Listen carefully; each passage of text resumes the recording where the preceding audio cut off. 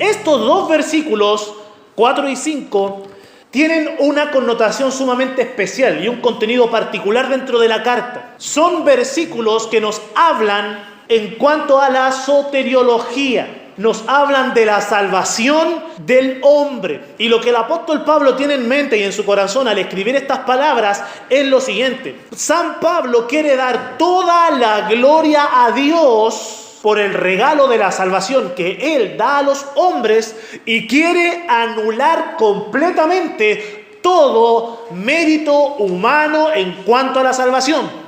Básicamente, San Pablo está haciendo, Dios es el autor y consumador de nuestra salvación y toda la gloria es suya y nosotros estamos anulados en cuanto a méritos. Nada tuvimos que ver con la salvación que se nos entregó, solamente hemos recibido este don. Este párrafo que comienza en el versículo 4 comienza con una palabra especial, sencilla, pero clave.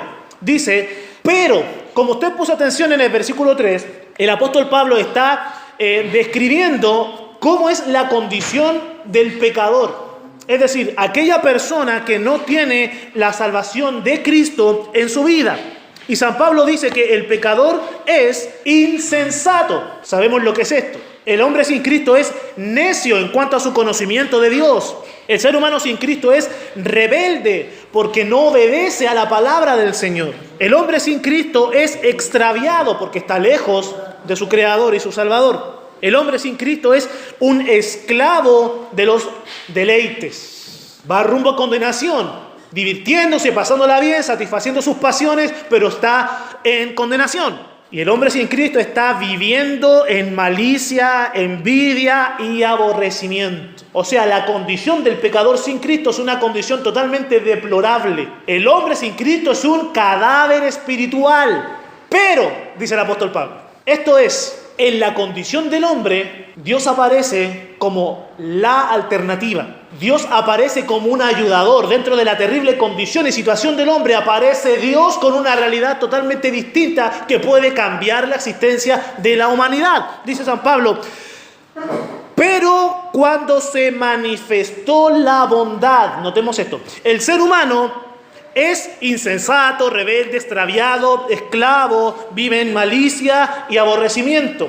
Pero se manifiesta la bondad de Dios. Esto es hermoso porque a lo largo de las Escrituras el Señor Jesucristo se presenta al ser humano como la solución al problema del hombre. Cristo es no una respuesta, no es una opción, es la respuesta, la opción y la solución a la condición humana. Por eso cuando el Señor Jesucristo habla públicamente, Él dice, venid a mí todos los que estáis trabajados y cargados y yo os haré descansar. Algunos no quieren llegar al Evangelio porque cuando lleguen a la iglesia les van a decir que se cambien el corte de cabello, que se cambien la ropa, que empiecen a hacer esto, que hagan esto otro, que se involucren en un ministerio, que sacan para allá, que vengan para acá. Entonces muchos no quieren entrar a las iglesias porque les van a poner un yugo encima. Pero el Señor dice, si estás cansado, ven a mí a descansar. El Señor Jesucristo se pone en pie en medio de una fiesta judía y dice, si alguno tiene sed, venga a mí y beba.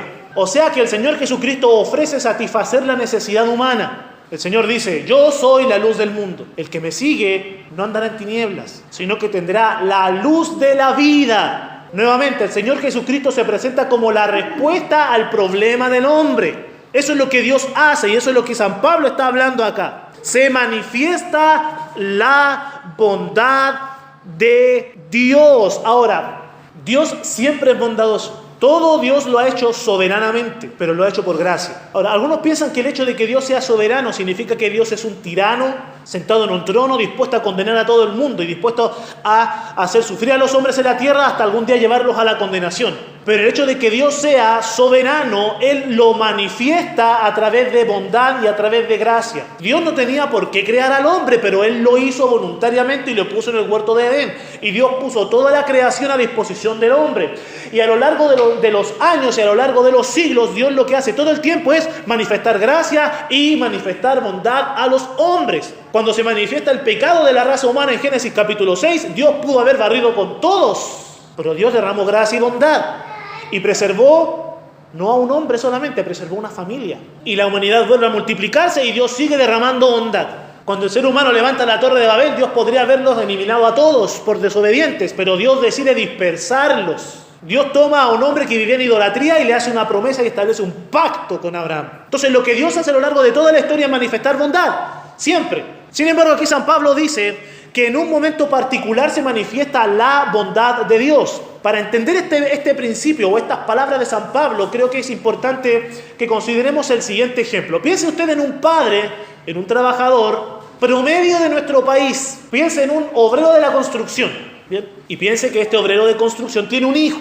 Los que somos padres sabemos y nos vamos a identificar con esto. Uno derrama gracia y bondad con sus hijos a lo largo de toda la vida de las criaturas. Incluso cuando las criaturas son concebidas en el vientre materno, ya los padres comienzan a manifestar bondad, comienzan a hablarle a la pancita de la mamá. Aunque la criatura está recién en desarrollo, empezamos ya a manifestar amor y bondad, empezamos a prepararnos, a comprar cunitas, a comprar ropita, a comprar adornos para la pieza, etcétera, etcétera. Y cuando la criatura llega, la abrazamos, la cuidamos, la protegemos, le cantamos y nos desvelamos por nuestros hijos. Estamos siempre manifestando bondad a lo largo de toda la infancia, la adolescencia, la juventud. Incluso los padres manifiestan bondad en la adultez de sus hijos. Y los que el Señor les concede larga vida, aún en la vejez de ambos. Un padre siempre manifiesta bondad. Sin embargo, piense que este obrero de construcción ha trabajado toda su vida y gradualmente ha estado ahorrando a lo largo de todos los años de su vida de trabajo, ahorrando peso a peso para que en algún momento ese muchacho ya crecido, habiendo salido de la enseñanza media, el muchacho dice: yo quiero estudiar en la universidad,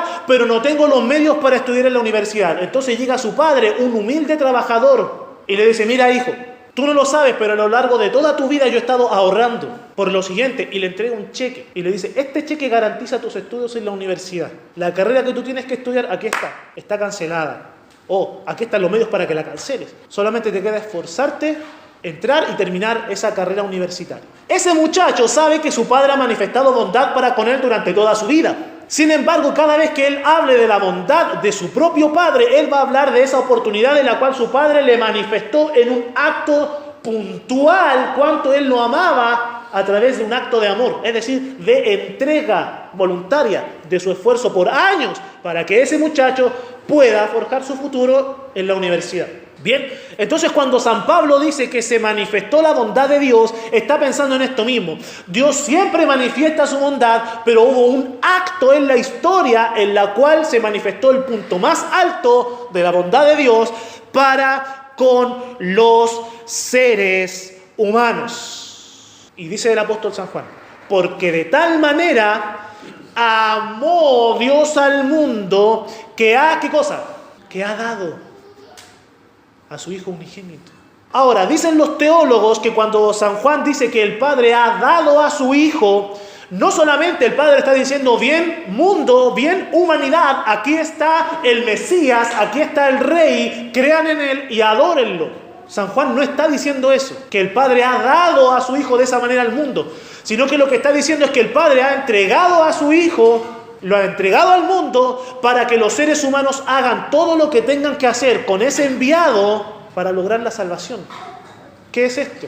El Padre ha entregado a su Hijo para ser sacrificado en manos de hombres pecadores. Por eso cuando el Señor Jesucristo está en la cruz, Él dice: Dios mío, ¿por qué me has abandonado? ¿Por qué? Porque el Padre lo dio al mundo y lo entregó en sacrificio por nosotros. Entonces, ese acto en la historia de la humanidad es la mayor manifestación de bondad de Dios para con los hombres. Y tenemos ahí en Gálatas capítulo 1, versículo 4 y Tito 2:14 que el Hijo se entrega a sí mismo por nosotros para rescatarnos, para redimirnos, para salvarnos. Entonces, en ese acto puntual se manifiesta la bondad de Dios nuestro Salvador. Ahora, el Nuevo Testamento, por lo general, y a lo largo de toda la Biblia, cuando se habla de Dios, ¿a quién se está refiriendo la Escritura? Cuando habla de Dios, ¿se está refiriendo al Padre, al Hijo o al Espíritu Santo? Cuando la Biblia nos habla de Dios, por lo general nos habla del Padre. Por eso dice Juan el Bautista cuando ve al Señor Jesucristo: he aquí el Cordero de Dios. Entonces Juan no está diciendo necesariamente Él es Dios. Juan está diciendo Él es el Cordero que Dios ha enviado. Bien. Cuando el apóstol San Juan escribe Juan 3:16, porque de tal manera amó Dios al mundo que ha dado a su Hijo, está haciendo una clara distinción entre Dios y el Hijo, que son dos personas diferentes. Sin embargo, cuando San Pablo aquí escribe que se manifestó la bondad de Dios nuestro Salvador, no se está refiriendo al Padre. Lo que está haciendo San Pablo aquí es que está declarando la deidad de nuestro Señor Jesucristo y su disposición voluntaria por salvarnos. Por eso dice ahí, en Tito 2:10, dice, para que en todo adorne la doctrina de Dios nuestro Salvador. Nuevamente utiliza este título, Dios nuestro Salvador. Pero en el versículo 13 dice, aguardando la esperanza bienaventurada y la manifestación gloriosa de nuestro gran Dios y Salvador, e incluye un nombre personal, Jesucristo. Entonces, si usted necesita un versículo puntual que hable de la deidad de Jesús, puede citar Tito 2:13 junto con Tito 2:10 y Tito capítulo 3, versículo 4. El Señor Jesús es nuestro Dios y es nuestro Salvador. No solamente se manifiesta la bondad de Dios con los hombres, sino que se manifiesta también ¿qué cosa? Su amor. Ahora, consideremos esto. El amor de Dios por los hombres, cuando los crea en el jardín del Edén, es un amor de deleite. Dios se deleita en haber hecho una criatura a su imagen y semejanza. Pero desde Génesis 3 en adelante, el amor de Dios por la humanidad no es un amor de deleite. Algunos, cuando evangelizan, ponen a Dios como un romántico, mirando al ser humano, de alguna manera llorando por los pecadores que se pierden y sufriendo como un hombre enamorado de una mujer, sufriendo porque esta mujer no acepta su propuesta de amor o de una relación. Algunos ven a Dios así. Pero el amor que Dios tiene por la humanidad no es un amor de deleite, es un amor de benevolencia, que son dos cosas distintas. ¿Por qué razón? ¿Por qué razón el amor de Dios por el pecador no es un amor de deleite? Precisamente por eso, porque la humanidad está sumergida en pecado. Por eso cuando usted comparte el Evangelio debe ser muy cuidadoso. Y no debe ser como aquel, entre comillas, evangelista que dice Diosito está llorando porque no lo quieren aceptar. No, primero, no es Diosito porque no es pequeño, es el Rey soberano. Y segundo, Él no está llorando porque no lo quieren aceptar. Él ya lloró todo lo que tenía que llorar antes de ser crucificado y en la cruz misma. Él ya sufrió todo lo que tenía que sufrir. Ahora el Dios Todopoderoso está llevando a cabo su plan de salvación. Bien. Pero se manifestó el amor de Dios por los hombres, porque como sabemos, el amor no consiste en un deseo por el romanticismo, necesariamente. Cierto tipo de amor, sí. Pero el amor perfecto se manifiesta a través de la entrega voluntaria, sacrificial y santa. Recordemos eso. Aquel que dice con sus labios, yo te amo, pero no es capaz de entregarse voluntariamente, pacientemente, santamente, sobriamente, delicada y discretamente, no ama en realidad. A lo mejor está apasionado, pero no ama. Son cosas muy distintas, ¿bien? Pero el amor de Dios se ha manifestado porque Dios ha entregado su vida en la cruz. Aquí cuando hablo de Dios, hablo de nuestro Señor Jesucristo, el cual es Dios. Ahora, así es como se manifiesta la bondad y el amor de Dios según San Pablo. Dice el versículo 5, nos salvó. Noten, aquí el apóstol Pablo está completamente consciente de la obra evangelística en el mundo. Que los cristianos deben evangelizar para alcanzar a otros para el Señor. Es decir, no todo el mundo es salvo y no todos se van a salvar.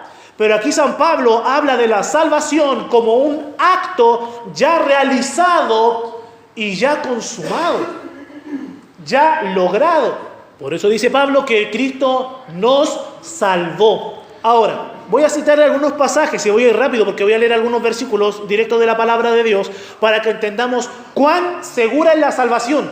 Bien, la salvación a la cual se refiere Pablo acá es una salvación que fue planificada. Romanos capítulo 8, versículos 29 y 30 dice lo siguiente, ponga atención. Porque a los que antes conoció, también los predestinó. ¿Qué significa predestinar? Significa trazar un destino favorable desde antes. A los que antes conoció, también los predestinó, para que fuesen hechos conforme a la imagen de su Hijo. Note, el propósito de la predestinación es sí la salvación, pero mirando más allá, la semejanza a Cristo. Los predestinó para que fuesen hechos conforme a la imagen de su Hijo, para que Él sea el primogénito entre muchos hermanos. Y a los que predestinó, a estos también llamó. Y a los que llamó, a estos también justificó. Y a los que justificó, a estos también glorificó. Es decir, que la salvación que Cristo logró en la cruz es tan segura que el Señor ya nos ve en el cielo glorificados. Su propósito tiene cumplimiento. Entonces la salvación de Dios ya ha sido planificada. Según Efesios capítulo 1, versículo 3, la salvación ya fue declarada. Ponga atención.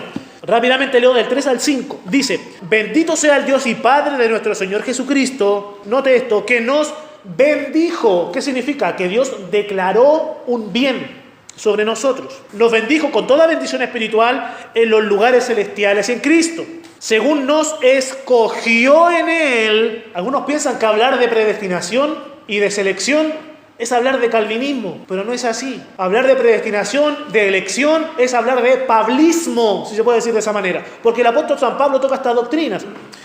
Nos escogió en Él antes de la fundación del mundo para que fuésemos santos y sin mancha delante de Él, en amor habiéndonos predestinado para ser adoptados hijos suyos por medio de Jesucristo según el puro afecto de su voluntad. O sea que la salvación de Dios ya fue declarada para adoptarnos y darnos salvación. La salvación de Cristo es tan segura, y en el libro de Isaías capítulo 53 se declara en una profecía como una salvación efectiva. Dice Isaías 53, versículo 10, con todo eso, es decir, con toda la santidad del Mesías, Jehová quiso quebrantarlo, sujetándole a padecimiento. Ahora escuche esto: cuando haya puesto su vida en expiación por el pecado, verá linaje. Es decir, que el Mesías iba a completar su misión e iba a tener resultados. Verá linaje, vivirá por largos días y la voluntad de Jehová será en su mano prosperada. Ahora escuche, versículo 11: verá el fruto de la aflicción de su alma y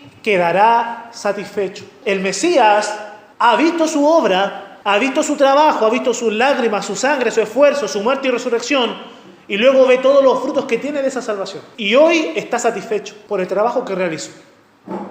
La salvación que Dios ha provisto es una salvación efectiva y además es segura. Sabemos lo que dijo el Señor Jesucristo: mis ovejas oyen mi voz y ¿qué cosa? Y me siguen. Y yo les doy vida eterna y no perecerán jamás, ni nadie las arrebatará de mi mano. Mi Padre que me las dio es mayor que todos y nadie las puede arrebatar de la mano de mi Padre. Luego de conocer todas estas verdades, cabe lugar a la duda siguiente: ¿puedo perder mi salvación o no puedo perder mi salvación? Considerando que los que son salvos el Señor ya los ve como glorificados, considerando que el Señor ya nos bendijo con toda bendición espiritual, considerando que el Mesías ha efectuado su trabajo y luego ve los resultados y está satisfecho, luego que el Señor Jesucristo mismo ha declarado que nadie le quita sus ovejas, la salvación que tenemos en Él es segura. Si nosotros creemos verdaderamente en esta doctrina, vamos a responder a Dios con plena santidad, en gratitud por su obra. Y cuando prediquemos el Evangelio a todos aquellos que tienen miedo de perder su salvación, le vamos a predicar las buenas nuevas. La salvación es segura en Cristo. Puedes dormir tranquilo, puedes tener paz en tu corazón, puedes disfrutar comunión con Dios sin miedo a perder aquello que el Señor te ha dado por pura gracia. ¡Qué bueno es el Señor! Ahora, Pablo dice que el Señor Jesucristo, o que Dios nuestro Salvador, nos salvó no por obras de justicia. Esto es de vital importancia. ¿Por qué razón? Ponga atención a esto. La salvación que Dios nos da no es la recompensa, no es el premio, no es la gratificación por cumplir algún estándar de conducta. Algunos piensan que la salvación viene por cumplir los mandamientos del Antiguo Testamento. ¿Usted tiene algún versículo que diga eso? ¿Que los que guardan la ley del Antiguo Testamento son salvos? No existe ese versículo. Pero como el ser humano es religioso y quiere hacer obras y sentirse satisfecho por sus obras, cree que cumpliendo la ley veterotestamentaria tendrá la salvación de su alma. Un error. Por eso el joven rico le dijo al Señor Jesucristo que ha cumplido todos los mandamientos, porque se estaba, ¿qué cosa según la Biblia? Justificando a sí mismo. El Señor no lo había justificado, se estaba justificando él. La salvación de Dios no es la recompensa por obedecer a la conciencia. Sabemos lo que es la conciencia, es el eco de la voz de Dios dentro de nosotros. Pero la conciencia es moldeable, es maleable. Aquel que constantemente está viendo películas de violencia, aquel que constantemente está escuchando música violenta, su conciencia está machacada. Y esa persona puede ser violenta, agresiva, sin respeto, y dice: bueno, yo no he hecho nada malo, porque su conciencia está machacada, está corrompida. Entonces la salvación no es la recompensa por obedecer la voz de la conciencia. Tampoco la salvación viene por obedecer la moral aceptada en la sociedad. ¿Por qué? Porque como las conciencias en lo particular son maleables, la moral aceptada también es cambiante. De tal manera que lo que hoy día es totalmente aceptable y elogiable hace 40 o 50 años era despreciable y era penado por la ley.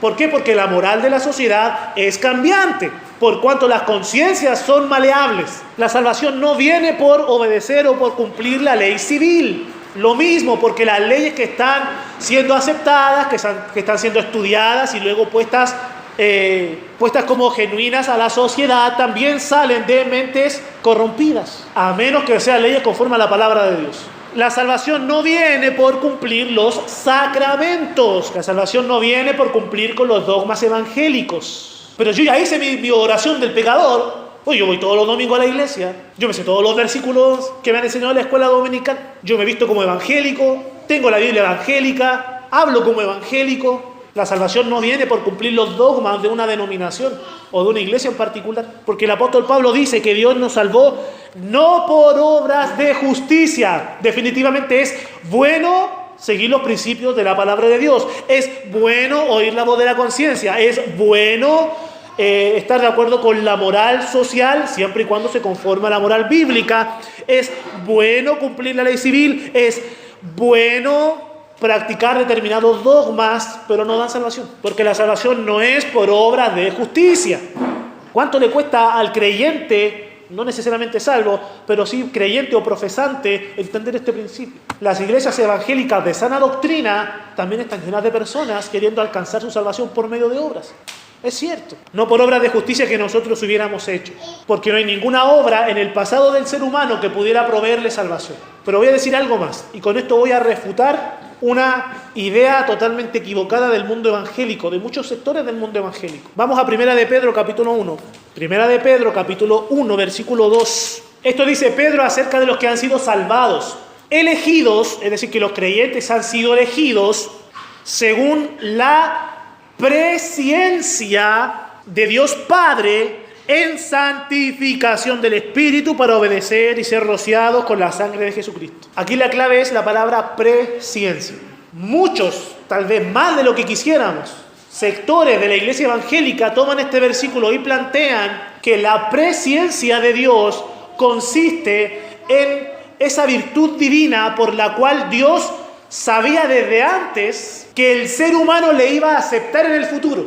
Es decir, Dios dice, fulanito de tal se va a arrepentir de sus pecados, me va a recibir en su vida, por tanto yo a ese lo voy a elegir para que sea salvo. ¿Qué les parece esa explicación de este versículo? No tiene sentido, porque esa vaga explicación de este pasaje, o más bien, esa débil exposición de lo que es la presciencia de Dios, convierte al Dios soberano en un Dios sujeto a un ser humano inexistente.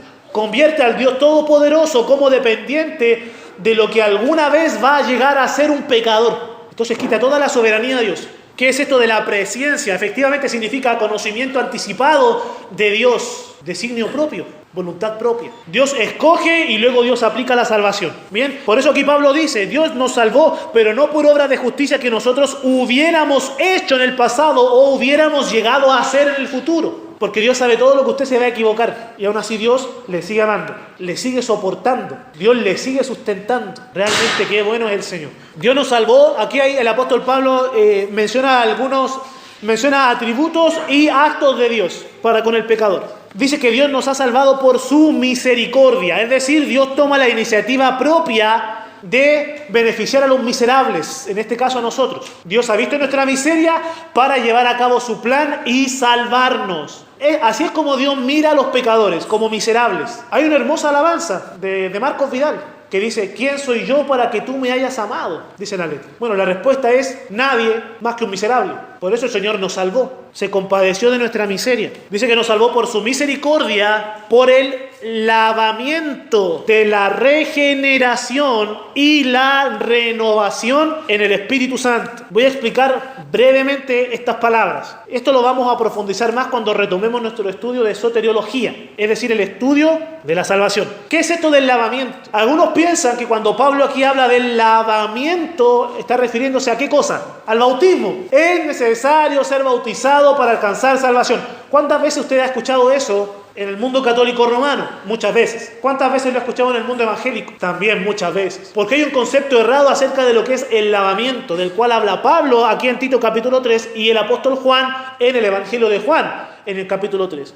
Cuando aquí Pablo habla del lavamiento, no está haciendo alusión del bautismo como un acto comunicador de gracia salvadora, porque acabamos de leer que la salvación no es por obras, no es por obras humanas. ¿Qué es este lavamiento? Este lavamiento del cual habla el apóstol Pablo es una cita del Antiguo Testamento, del libro de Ezequiel, capítulo 36, versículo 25. Aquí esto es lo que dice Dios: esparciré sobre vosotros agua limpia y seréis limpiados de todas vuestras inmundicias y de todos vuestros ídolos os limpiaré. Y el Señor Jesucristo dice en Juan capítulo 4, hablando con la mujer samaritana ahí en el pozo, dice que aquel que cree en el Hijo tendrá en él una fuente de agua que salte para vida eterna, aguas vivas. ¿Qué es esta agua que limpia el pecado? ¿Agua física? No, porque lo físico no tiene impacto sobre lo espiritual. ¿Cuál es esta agua? ¿Cuáles son estas corrientes de aguas? El Espíritu Santo, el cual viene y limpia el pecado del pecador. Por eso el Señor Jesucristo dice que es necesario nacer del agua y del Espíritu. Sinónimos, el agua y el Espíritu. Es Dios quien limpia la maldad, y luego que Dios limpie la maldad. Note qué maravillosa es la salvación. Dios aplica su Espíritu Santo al pecador, lo limpia de toda maldad, de tal manera que Dios ve a ese pecador como si ese pecador nunca hubiese pecado. ¿Por qué razón? Porque la justicia de Cristo le es puesta al pecador, y Dios ve al pecador a través de los lentes de Cristo. Por eso el Señor nos salva. Si el Señor nos viera por cómo nosotros hemos sido toda nuestra vida, ¡pum!, directo al infierno. Pero Dios nos ve a través de Jesús. Eso es hermoso. Por eso solo a Cristo, solo a Dios, solo a Cristo, solo al Espíritu, solo a Él la gloria por nuestra salvación. Bien, entonces Dios nos ha salvado por el lavamiento de la regeneración. ¿Qué significa regeneración? Significa rehechura o volver a hacer algo. Eso es regenerar algo. Se está refiriendo al acto del nuevo nacimiento. ¿Qué es el nuevo nacimiento? Es el instante en el cual Dios aplica la salvación al pecador. El nuevo nacimiento es el momento puntual en el cual el pecador se salva. La salvación no es un proceso, es un acto. En un momento determinado de la historia, Dios logró la salvación en la cruz, pero a lo largo de los años Dios está aplicando esa salvación a los pecadores, y eso lo hace en un momento particular, y en ese momento particular es cuando el pecador dice: ya no siento la mochila que sentía, ya no me siento vil como me sentía, ahora creo en Cristo, ahora me arrepiento de mis pecados. Y ahí es que el pecador, a veces firma un tratado: sí, yo recibí a Cristo, y firma el tratado. Otros levantan la mano: sí, yo quiero hacer la oración. Bien, cuando el pecador dice eso y tiene una transformación en su corazón, ya es salvo. Por eso se está arrepintiendo y está creyendo, porque ya es salvo, porque Dios ya lo salvó. Cuando aquel predicador dice: pasen al frente todos los que están arrepentidos y quieren recibir a Cristo en su vida, cuando el pecador se para llorando y pasa adelante y va arrepentido por sus pecados, Dios ya ha hecho una obra salvadora. Lo que Él está haciendo es manifestar lo que ha sucedido. Y esa manifestación, como les digo, a veces es pasando adelante, haciendo una oración, firmando un tratado, tomando una promesa pública, etc. Pero el milagro del nuevo nacimiento ya ocurrió. Porque si el pecador no nace de nuevo, no se puede arrepentir, no puede creer. Porque un cadáver no se arrepiente ni cree. Entonces Dios le da vida en el acto del nuevo nacimiento. Es importante que sepamos esto. Hay muchos por ahí que cuando comparten el Evangelio presionan a la gente a que repita una oración. Y eso no da la salvación. Bien, Dios nos ha salvado por el lavamiento de la regeneración y por la renovación. ¿Qué es esto de la renovación? Es la nueva vida a la cual somos conducidos por el Espíritu Santo.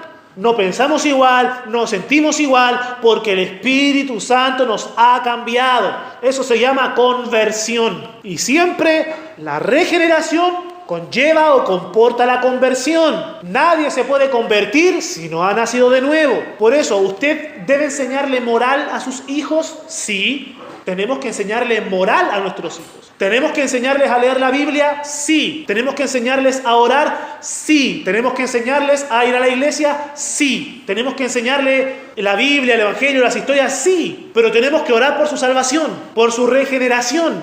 Porque si no hay una regeneración, va a haber una buena actuación de religión.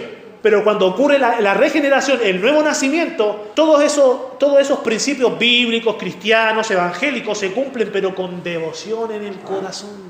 Por eso, esto usted lo va a notar con el paso del tiempo, si es que ya no lo ha hecho.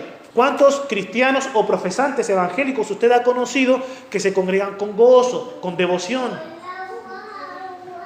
¿Y cuántos lo hacen por obligación? Ahora, no estoy diciendo que todos aquellos que estén debilitados en la fe no sean salvos, no estoy diciendo eso. Estoy apuntando únicamente a la realidad del nuevo nacimiento, pero hay muchos factores que a veces pueden debilitar la vida del creyente. Bien, que hago ese alcance para que no parezca una predicación condenatoria, sino explicativa. Entonces Dios nos ha salvado por el lavamiento de la regeneración y la renovación en el Espíritu Santo. Todo el acto salvador es ejecutado por Dios a través de la agencia del Espíritu Santo. Dios planifica, Dios envía al Hijo, el Hijo viene, muere, es sepultado, resucita, asciende al cielo.